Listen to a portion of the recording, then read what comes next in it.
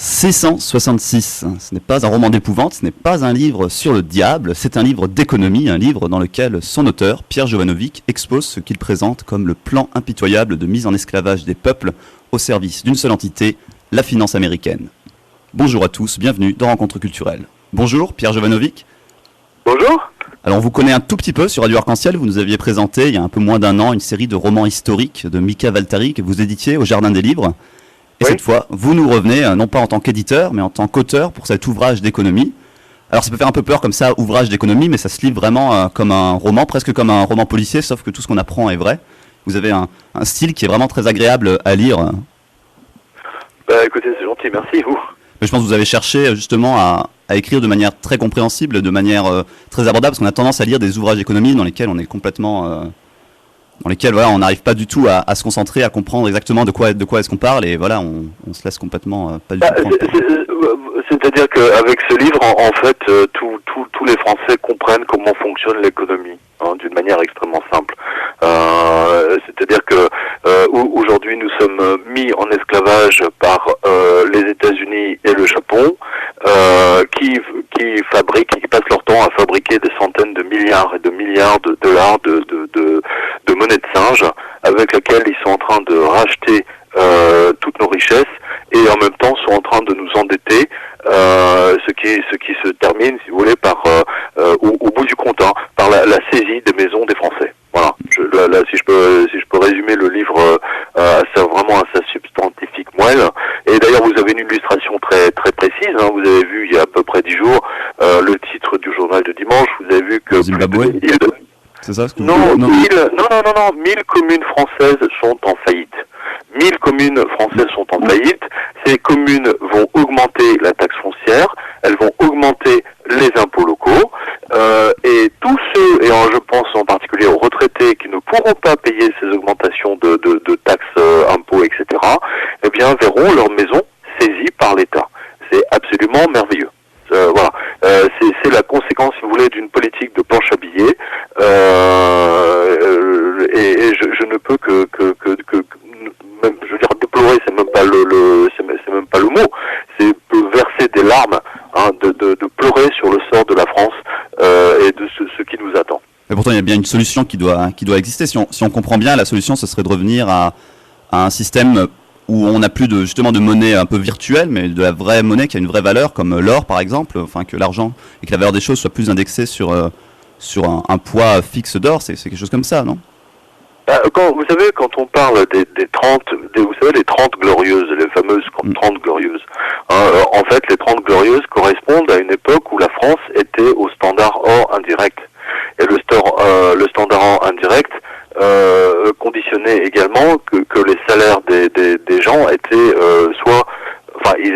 c'était le cas en France, donc indexés sur l'inflation. Oui, ce qui n'est plus du tout le cas depuis maintenant à peu près 20 ans, ou même 25 ans, parce que c'est Jacques Delors, un socialiste, qui a désindexé l'augmentation des salaires sur l'inflation réelle. Donc vous voyez que déjà la finance avait commencé à mettre les Français en esclavage, et ce sont les socialistes les premiers qui ont lancé les hostilités contre les Français. C'est absolument consternant. Et aujourd'hui, vous savez, mon livre était sorti au mois d'octobre fin octobre 2014, et vous avez vu qu'au 7 janvier, la Banque Centrale Européenne ne trouvant strictement aucune solution pour arrêter les vagues de licenciements qui s'abattent sur toutes les entreprises françaises et italiennes, espagnoles, etc., a décidé de fabriquer pour 1100 milliards de monnaie de singe. J'appelle ça la monnaie PQ, la monnaie de singe, avec laquelle ils vont juste racheter les actions en bourse des entreprises pour faire croire que tout va bien. Voilà la triste réalité, alors que depuis 6 ans, le chômage ne cesse d'augmenter en France. Toute utilisation de planche à billets égale chômage massif. Et il faut le savoir. Alors moi je suis pas du tout journaliste d'économie, mais là j'ai un peu suivi ce qui se passe justement au Zimbabwe. Je disais tout à l'heure, cette hyperinflation qui fait qu'aujourd'hui 100 000 milliards de dollars zimbabwéens valent 40 centimes de dollars américains. Est-ce que c'est pas un signe avant-coureur de ce qui risque un peu de nous arriver? Vous savez, c'est déjà ce qui se passe aux États-Unis. Vous savez, les États-Unis ont fabriqué en valeur plus de dollars, plus de centaines de milliards de dollars entre 2008 et 2015, contre la mise en place du entre 1913 et 2008. Je ne sais pas si vous imaginez. Et cette inflation est absolument, l'inflation est phénoménale aux États-Unis. Le prix du bœuf, par exemple, a augmenté de 23%, ne serait-ce que ces 2 dernières années. En revanche, bien entendu, le salaire des gens n'a pas augmenté de 23%. Aujourd'hui, aux États-Unis, contrairement à ce que nous dit BFM, BCI, Télé, France 2, etc., ils ont quand même 50 millions de gens qui vivent uniquement au ticket de rationnement, hein, les food stamps, hein, qui leur permettent d'acheter à manger sur le compte de l'aide sociale. Et il y a à peu près 95 millions de gens qui n'ont pas de travail.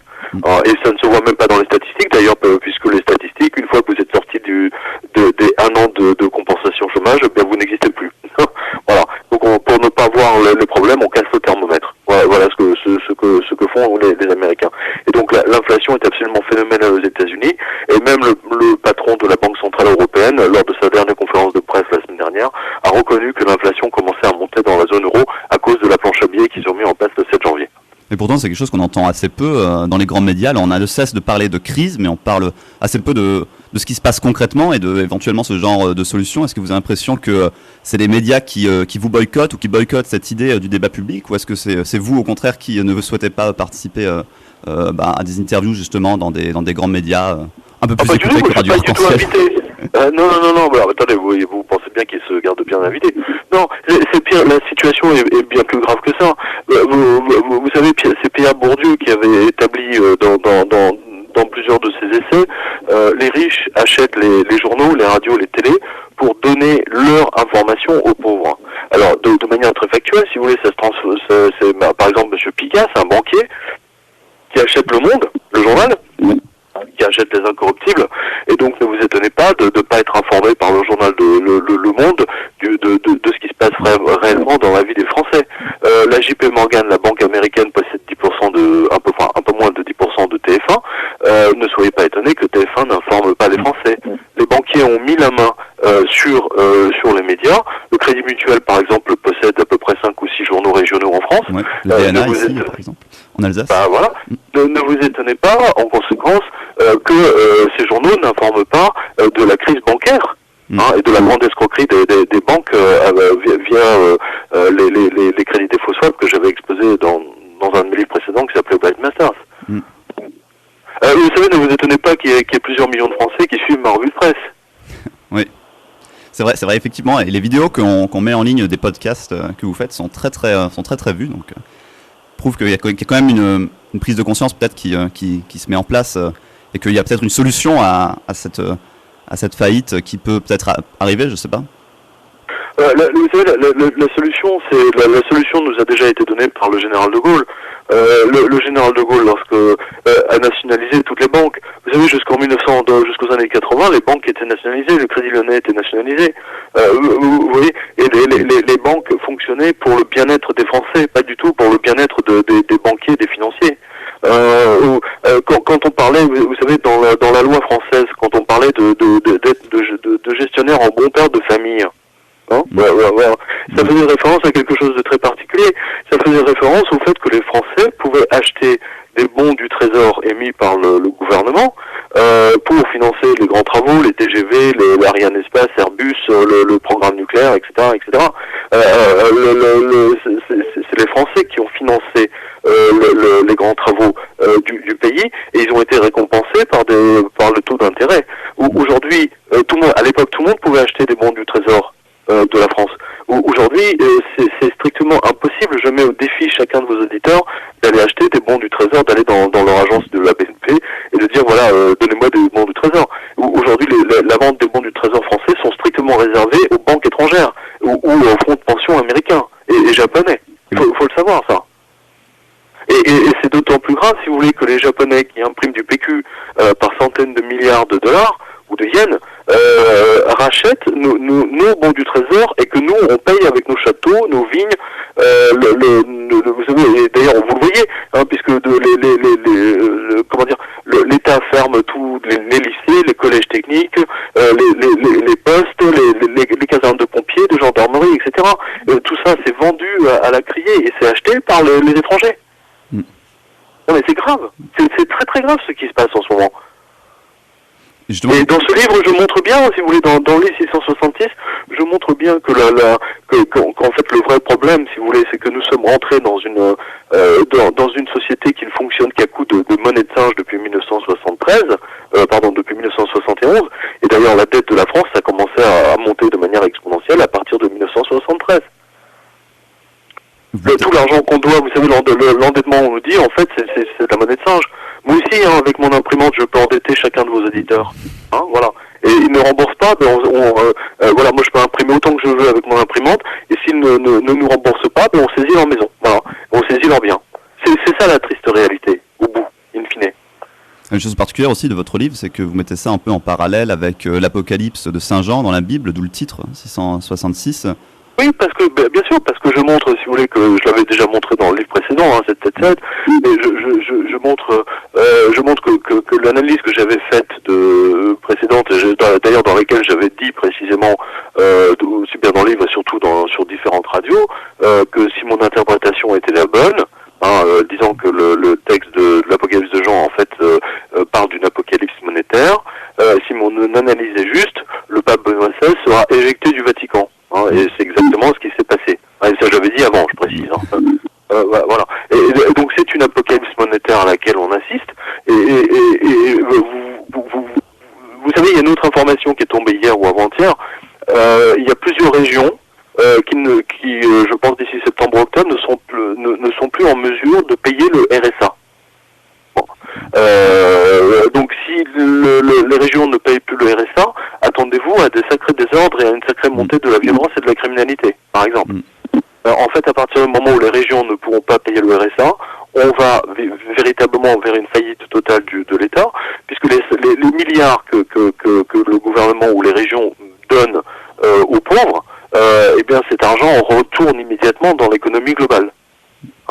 Donc si le RSA n'est plus payé, ce sont 30% de l'économie qui va immédiatement disparaître. Donc on va vers des faillites globalisées et une augmentation radicale du chômage, des saisies d'appartements, de maisons, de voitures, et parce que les gens ne pourront pas rembourser quoi que ce soit, parce que leur commerce périclite. Voilà. Vous savez, tout ça se tient. Hein. Et il n'y a qu'un seul responsable dans tout ça, ce sont les Américains avec leur planche à billets qu'ils utilisent depuis 1971. Et puis un problème aussi, c'est qu'on n'arrive peut-être pas à penser l'économie aujourd'hui différemment que ce système qu'on nous impose de penser l'économie indexée sur le dollar et de penser l'économie un peu différemment. On a du mal. Non, attendez, votre observation, elle est très juste. Permettez-moi simplement de rappeler les observations du professeur Andal Fekete, qui a bien montré dans un de son livre qui s'appelle Retour au standard, que les Américains ont payé toutes les universités depuis 1971 afin qu'il n'y ait qu'une seule doxa économique qui soit enseignée, c'est celle de la planche à billets par Monsieur Fischer. Ouais. Et donc aujourd'hui, si l'économie semble être compliquée, c'est parce qu'ils l'ont rendue volontairement compliquée afin que les gens se disent on n'y comprend rien, c'est pas pour nous, on laisse les spécialistes s'en occuper. C'est fou, tout le monde sait gérer l'économie. Vous savez, à partir du moment où votre porte-monnaie est vide, vous savez pertinemment que vous ne pouvez plus acheter. Point. Voilà, c'est aussi simple que ça. Et le fait d'endetter les gens, moi je sais ce que je dis très souvent, vous savez, dans les interviews, je mets au défi, on nous parle, vous savez, de limiter le déficit de la France à 3% ou des autres pays à 3%, etc. Mais je mets au défi chacun de vos éditeurs de fonctionner avec un budget annuel avec un déficit de 3%. Au bout de 15 jours ou d'un mois, votre banquier va se manifester pour vous dire, monsieur, vous couvrez tout de suite votre compte. Oui. Puis ce qui est aussi étonnant, c'est que vous parlez donc de cet impérialisme américain, et votre livre s'ouvre par une citation d'Ayn Rand, qui n'est pas du tout connue chez nous, mais qui pourtant est très connue aux États-Unis. Est-ce que j'ai un peu fait des recherches, j'ai trouvé ça très surprenant qu'elle a été prise comme maître à penser par des présidents comme Reagan, qui sont pourtant un peu à l'origine de ça. En fait, Ayn Rand, si vous voulez, est surtout, on va dire, une colbertiste. Et Colbert était le ministre des Finances de Louis XIV. Colbert avait instauré une économie dans laquelle, en fait, il y avait l'État, mais en même temps, il y avait ce qu'on appelle le laisser-faire. Et donc Ayn Rand était extrêmement partisane du laisser-faire, en disant qu'il ne fallait absolument pas que l'État s'occupe de régulation. Écoutez, on voit ce que ça donne aujourd'hui. À partir du moment où vous pouvez laisser les petites entreprises et les grandes laisser faire ce qu'elles veulent d'une certaine façon, mais si vous perdez le contrôle de vos banques, et c'est aujourd'hui, l'État français n'a plus strictement aucun contrôle des banques, parce que ça a été donné à la Banque Centrale Européenne, et bien aujourd'hui, nous sommes entre les mains de l'Europe. Point. Puis, moi, j'aime beaucoup la couverture de votre livre. Je trouve qu'elle fait assez écho à tout ce que vous dites. Elle est très symbolique. On voit une espèce de statue un peu comme qui représente, je sais pas, la justice, je sais pas quoi exactement, qui tient dans la main droite une... En fait, c'est la déesse, c'est la femme de Jupiter, c'est Junon. Voilà. Et elle tient une faucille, comme la faucille communiste, mais en or, dans sa main droite, et une croix tendue vers le ciel en bois dans sa main gauche. C'est assez surprenant, hein, comme symbole. Et puis le ciel est représenté par une pièce d'or, dans laquelle on voit République française, et un ange qui tient un parchemin sur lequel on peut lire Wall Street, à côté d'un coq. Et puis le titre, 666, on peut voir à l'intérieur la liberté qui est dans le peuple de la croix. Ah, c'est une belle couverture. Bah écoutez, merci à vous. Vous savez, je suis en train de terminer le Tour de France que j'avais commencé au mois de novembre, mois d'octobre, pour rencontrer tous les lecteurs. La semaine prochaine, je serai à Grenoble et ensuite en Corse, à Bastia et à Ajaccio. Et je peux vous dire que j'ai vu vraiment dans toutes les régions. Et ce que j'ai vu, si vous voulez, est assez consternant parce que, par exemple, dans beaucoup de villes, un commerce sur 3 est fermé. Vous voyez des affiches dans la vitrine de ces boutiques à vendre ou à louer. Oui. C'est quelque chose que personne n'a jamais vu ça. Vous avez même des petites villes qui sont complètement sinistrées où c'est plutôt ces 2 commerces sur 3 qui sont fermés. Le chômage fait des ravages absolument dramatiques et viendra à un point, à un moment, d'ailleurs on y va, hein, où après le RSA, eh bien l'État ne pourra plus payer le chômage. En fait, techniquement, on va vers la Grèce, hein. On y va déjà. Et quelle solution alors, très concrètement, qu'est-ce qu'on peut faire aujourd'hui, vous savez, aujourd'hui, à notre échelle, si vous voulez, c'est véritablement entrer dans une résistance monétaire, c'est-à-dire ne rien laisser, annuler toutes les assurances vie, bien entendu, parce que personne ne les reverra, et surtout laisser le strict minimum en banque. Et si vous avez des économies, transformez ça immédiatement en un studio ou une maison à la campagne avec un potager et un puits, vous voyez, dont la valeur ne peut pas se perdre. Des pièces d'or et des pièces d'argent. C'est la seule solution pour parce que l'euro a déjà perdu 30% de sa valeur là au mois de janvier. Ça va continuer à s'aggraver avec l'utilisation de la planche à billets par la Banque Centrale Européenne et avec la sortie, on va dire quasiment imminente, aussi bien de la Grèce que de l'Angleterre l'année prochaine. L'Europe de toute façon va finir par exploser. Ce que vous dites, vous l'appuyez sur de nombreux documents qu'on peut retrouver dans votre livre. Vous avez travaillé comment justement pour trouver tous ces éléments, cette recherche? Il y a une vraie enquête en fait.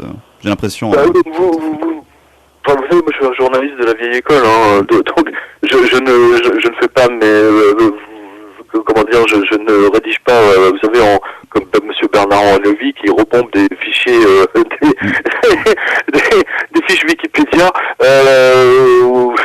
Non, moi, tout mon livre est complètement sourcé, donc chaque lecteur peut vérifier la véracité des informations. Et bien entendu, je vais les chercher, si vous voulez, c'est très important. Le principe même d'un journaliste, c'est d'être informé, à la base. Puis effectivement, ce qui est intéressant, c'est qu'on peut lire par exemple des documents de la Bank of England ou de la NSA, des choses comme ça que vous avez traduit. Et c'est aussi ce qui rend le livre assez agréable à lire en fin de compte, parce qu'il y a pas mal de documents différents, etc. Et on s'appuie sur des choses assez concrètes, et donc du coup, on peut vraiment se projeter, quoi. Les lecteurs se rendent compte, si vous voulez, que en fait, avec ce livre, ils se rendent compte de l'immense arnaque dont on est tous l'objet, par les Américains et les Japonais. Les Japonais sont l'esclave des Américains depuis que MacArthur a mis pied au Japon, et depuis les 2 bombes atomiques. La Banque du Japon ne fait que ce que la Banque américaine, la Fed, lui demande de faire. C'est pour ça qu'aujourd'hui, la Banque du Japon rachète 30% des bons du Trésor de la France. Il faut le savoir. Et c'est vrai qu'on parle aussi beaucoup de la Chine. Alors je ne sais pas si ça a un impact ou pas du tout. Selon vous, la Chine qui investit beaucoup, par exemple, en Afrique, qui rachète énormément de choses, même en France, des choses un peu du patrimoine. La Chine cherche à se débarrasser de tous ces bons du trésor. Pas plus tard que hier, elle s'est débarrassée de plusieurs dizaines de milliards de bons du trésor parce que tout le monde voit, si vous voulez, que les Américains vont déclencher une guerre pour masquer la faillite de leur banque. Hein. Vous savez, on nous parle de la Grèce, mais aujourd'hui, les États-Unis, les Américains sont infiniment plus endettés que les Grecs. Hein. Et donc, c'est tout ce cirque média, si vous voulez, il est fait pour détourner l'attention des gens. Ouais, c'est un bouc émissaire. Exactement, c'est un bouc émissaire qu'on jette en pâture. Ben merci Pierre Jovanovic. Merci à vous. Pour votre livre, donc 666. On va pas avoir trop peur quand même, on va prendre... Non mais c'est pas du tout un livre, de magie noire, hein, il faut le préciser. Hein. C'est pas un livre sur le diable, c'est un livre justement sur l'économie et la finance pour montrer pourquoi justement l'ange et Jean parlent du 666. C'est en relation directe justement avec les lingots d'or du roi Salomon. Voilà. Ouais, mais une analyse en tout cas qui a le mérite d'être différente de celle qu'on a l'habitude de lire et d'entendre un peu à droite à gauche dans les médias. Alors votre livre est disponible en librairie et aussi sur votre site www.lejardindesLivres.fr. On peut le commander sur votre site, j'imagine, ou sur Amazon ou peut-être ailleurs. Oui, vous le trouvez même dans les FNAC, sur Amazon, etc. Il est même disponible en version électronique. D'accord, très bien. Merci beaucoup. Merci à vous. Merci, c'est super gentil à vous. Bonne journée. Bonne journée, au revoir.